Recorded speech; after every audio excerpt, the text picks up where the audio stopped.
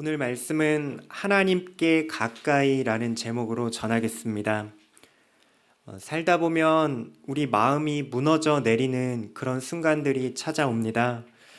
꼭 큰 일이 벌어져서 그렇게 되는 것이 아니라 그냥 일상에 문득 벌어지는 작은 일들 가운데에서도 우리가 낙심하고 두려움에 떨 때가 많이 있습니다.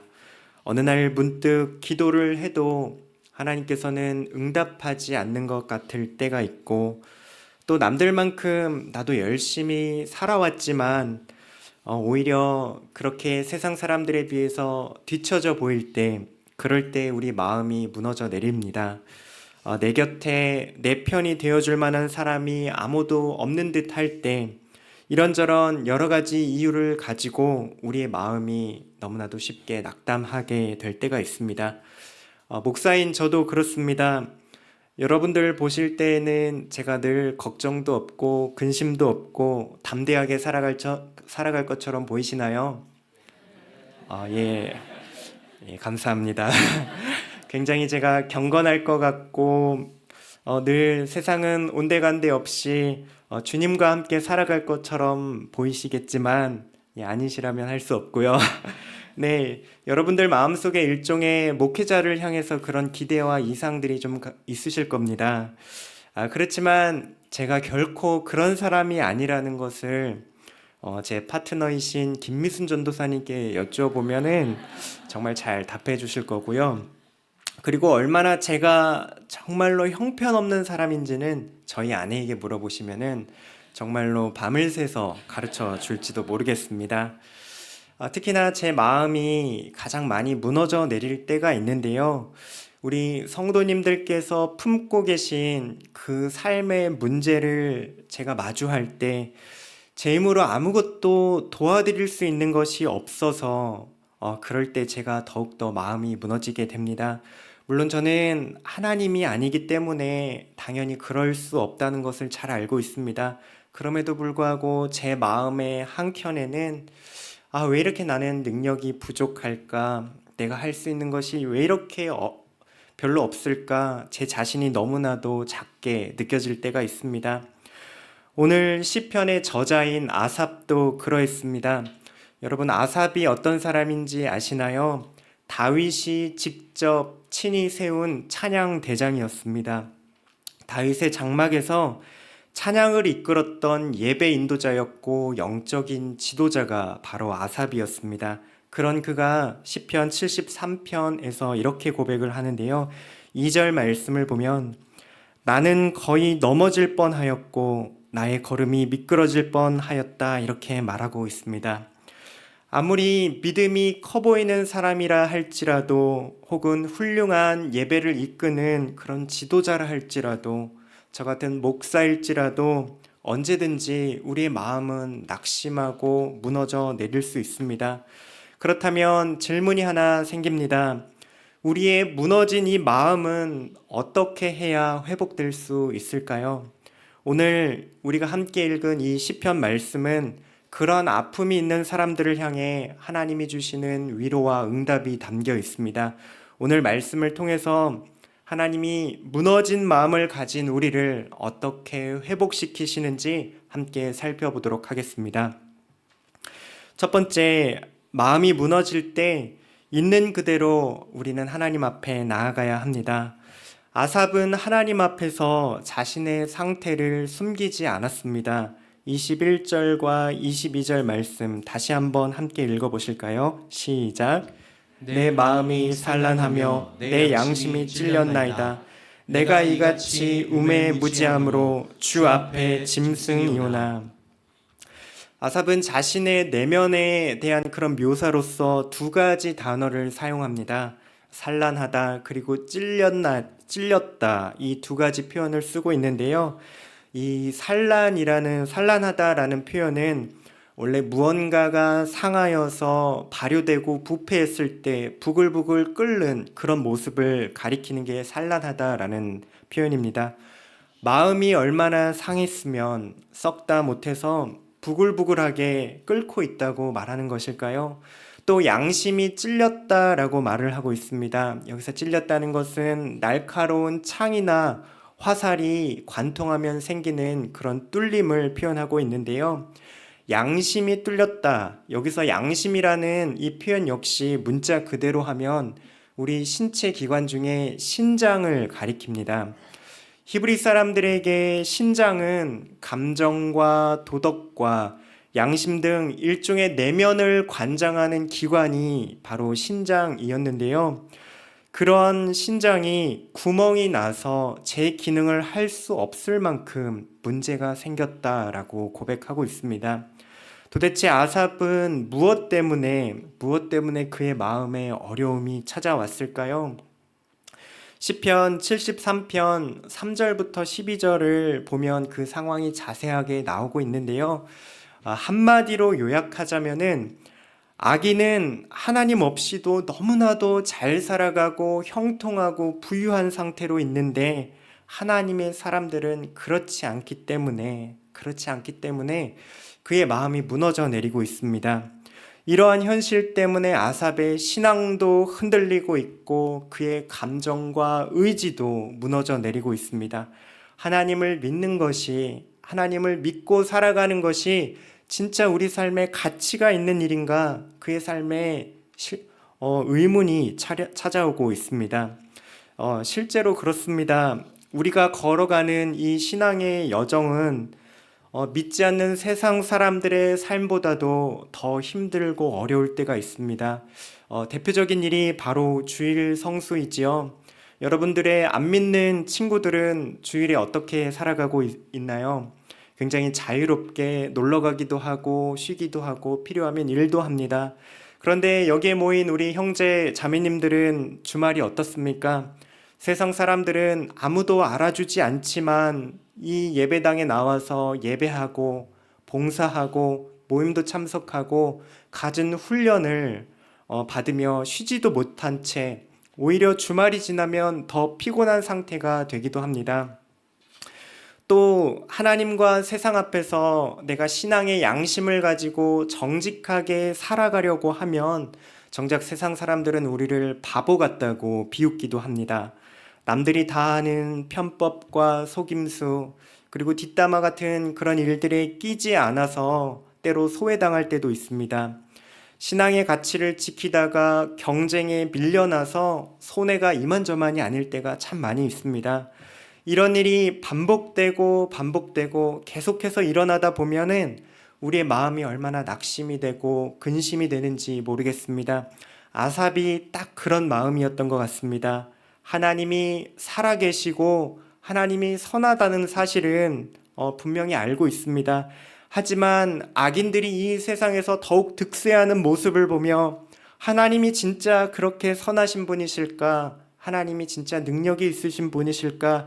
의심이 되고 또한 악인의 형통이 부러워서 질투하기까지 했다고 고백을 하고 있습니다. 그런데 여기서 중요한 것은 이것입니다. 이럴 때 아삽은 그 모든 감정을 가지고 다른 사람들 앞에 털어놓는 게 아니라 하나님 앞에 있는 그대로 가지고 나와서 이 시편의 기도를 하나님께 올려드리고 있습니다. 22절에서는 이렇게 고백하고 있지요. 내가 주 앞에 짐승과 같다라고 말을 하고 있습니다. 이것은 자기 비하가 아닙니다. 자신이 이토록 짐승처럼 한낱 짐승에 불과하게 굉장히 연약하고 실패하고 무너진 상태로 그러한 믿음을 가지고 있다는 사실을 있는 그대로 고백하고 있는 정직한 그런 모습입니다. 여러분들의 그 무너진 마음, 여러분들의 실패감과 두려움이 가득한 그 마음은 하나님과 여러분 사이를 가로막는 장애물이 될 수 없습니다. 오히려 그 자리에서 자신을 정직하게 들여다보고 하나님 앞에 있는 그대로 나아갈 때 하나님을 향한 가장 진실한 기도가 시작될 것입니다. 아삽은 그렇게 마음이 무너지고 고통이 찾아오고 근심이 될 때에 그 마음을 가지고 다른 곳으로 도망가지 않았습니다. 자신의 무너진 그 자리에서 하나님께 말을 걸고 하나님의 이름을 불렀습니다.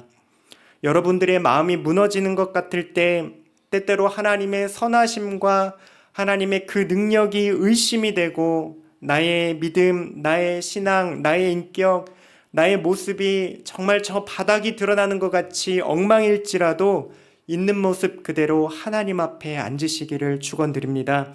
그 자리에서 하나님, 저 지금 이렇습니다. 하나님, 제 믿음이 너무나도 흔들리고 하나님이 보이지 않습니다. 라고 말 걸어보시기 바랍니다.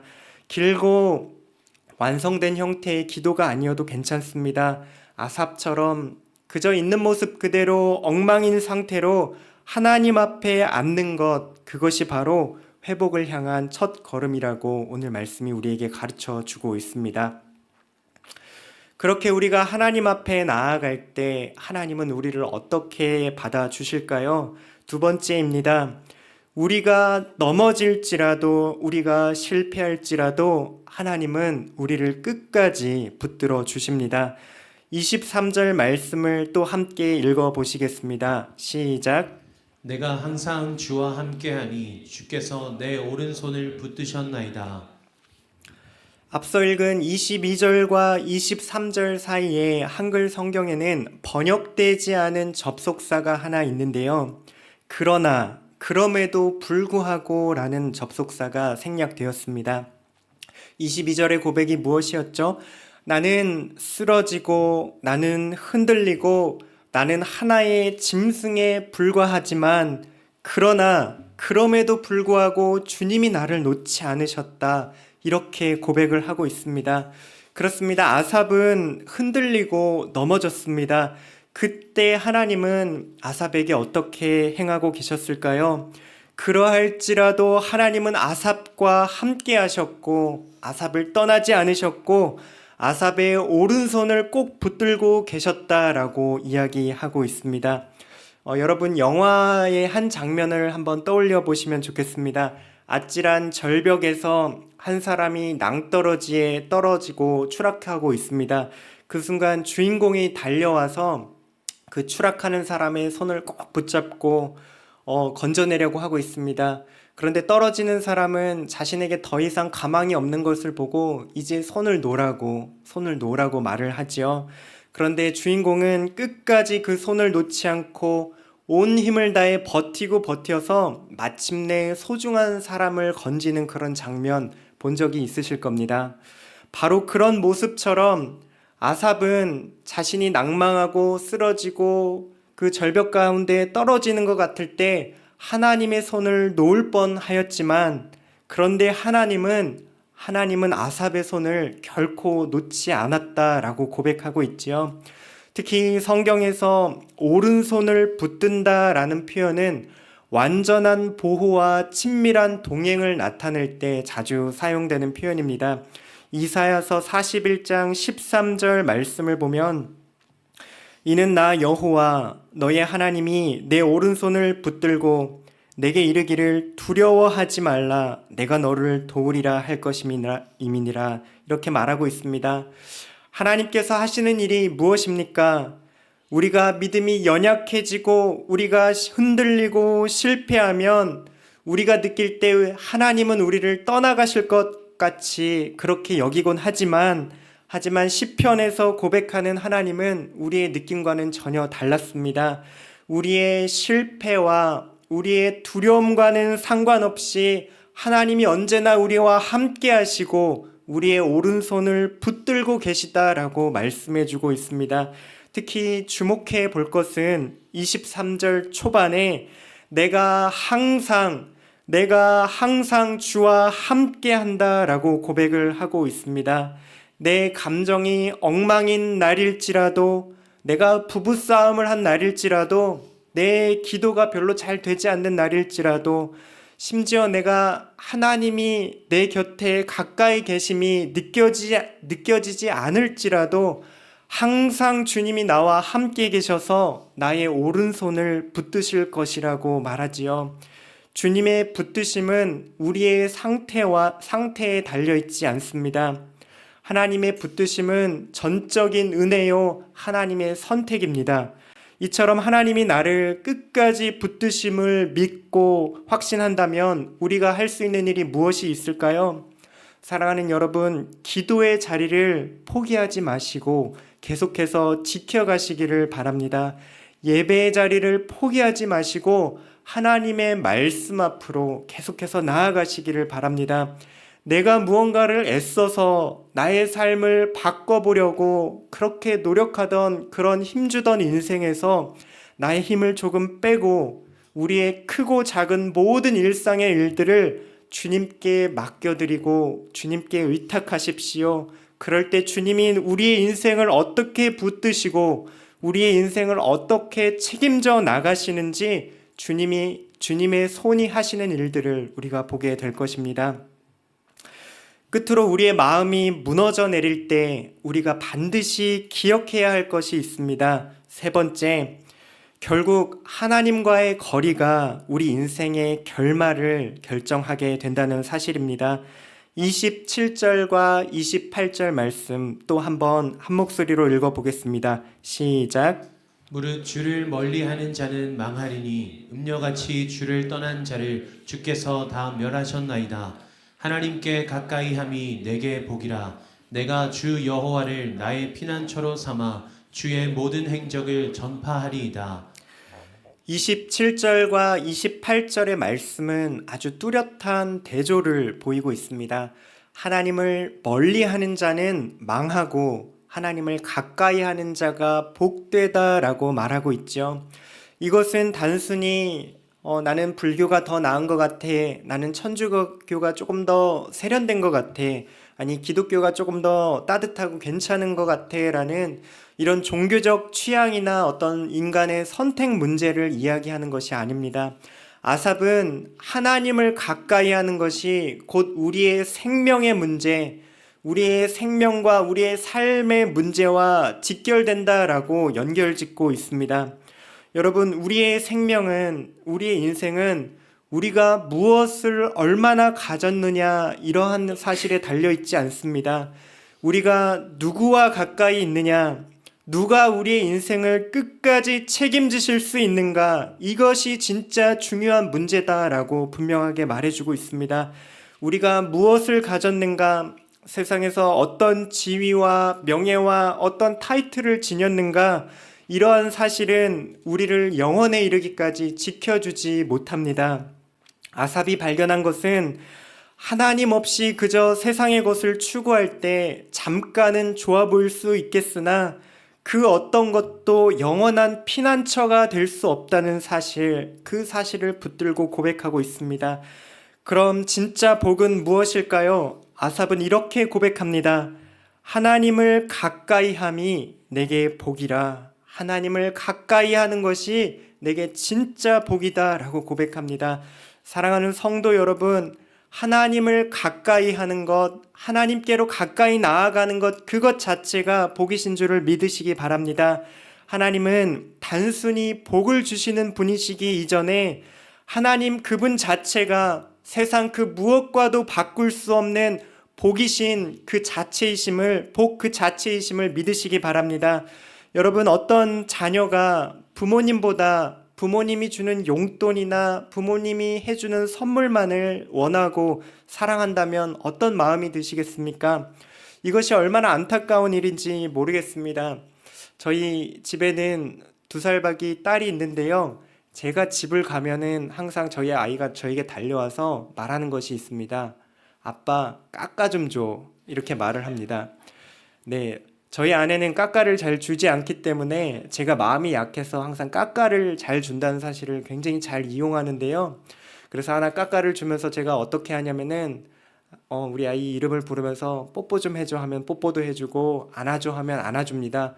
그러다가 우리 아이가 진짜 원하는 그 까까를 손에 넣는 순간 어떻게 할까요? 네, 저의 관심은 사라지고 자기 자리로 그냥 가버립니다. 이렇듯 부모님이 주는 용돈은 금방 쓰고 나면 사라집니다. 부모님이 주는 선물도 시간이 지나면 금방 낡고 고장나고 부서질 수 있습니다. 그러나 부모님은 다르죠. 항상 자녀 곁에 있고 자녀가 무언가 필요할 때마다 계속해서 채워주려고 하고 힘들 때마다 힘이 되어주려고 하는 것이 바로 부모의 마음입니다. 그렇다면 자녀가 부모가 가진 모든 것을 누릴 수 있는 가장 확실하고도 분명한 방법은 무엇이 있을까요? 선물을 달라고 간절히 조르는 것이 아니지요. 부모님을 사랑하고 부모님 곁에 머무는 것입니다.